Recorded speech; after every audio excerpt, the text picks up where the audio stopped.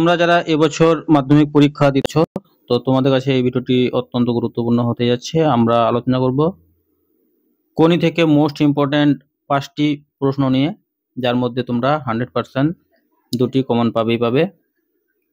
ঠিক আছে, তাই তোমাদের বলবো তোমরা ভিডিওটি না টেনে প্রথম থেকে শেষ পর্যন্ত ধৈর্য সহকারে দেখো। তো কথা না বাড়িয়ে ভিডিওটি শুরু করা যাক। তো প্রথম প্রশ্ন অন স্ক্রিন তোমরা দেখতেই পাচ্ছ, কোনি ফাইট সাধারণ থেকে চ্যাম্পিয়ন হয়ে উঠতে গিয়ে কোনিকে কি ধরনের ফাইট করতে হয়েছিল নিজের ভাষায় লেখো। মোস্ট ইম্পর্ট্যান্ট প্রশ্ন। তারপরে দেখো, খিদ্দা এবার আমরা খাবো কি, বক্তাকে উদ্দিষ্ট ব্যক্তি কিভাবে তাদের সাহায্য করেছেন। আজ বারুনি কি সেদিনের গঙ্গাঘাটের দৃশ্য নিজের ভাষায় লেখো। মোস্ট ইম্পর্টেন্ট, কিন্তু একদম মাধ্যমিক 2025-এ কিন্তু এটা আসছেই। অবশেষে কোনি বাংলা সাঁতার দলে জায়গা পেল। কোনি কিভাবে বাংলা সাঁতার দলে জায়গা পেল তার সংক্ষেপে লেখো।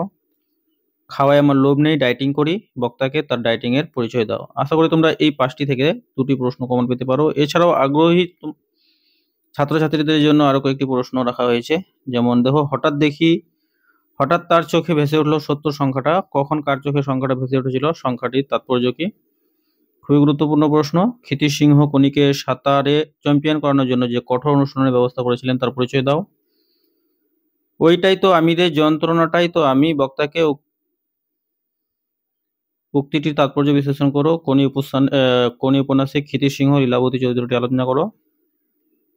এটা বুকের মধ্যে পুষে রাখো। কি পুষে রাখার কথা বলা হয়েছে, কি কারণে পুষে রাখা? তারপরে পড়বে তোমরা জুপিটার ক্লাবে ক্ষিতিশের বিরুদ্ধে আনা অভিযোগগুলি কি ছিল, এগুলির উত্তরে ক্ষিতিশের বক্তব্য কি ছিল। মেডেল তুচ্ছ ব্যাপার, কিন্তু একটা দেশ বা জাতির কাছে মেডেলের দাম অনেক।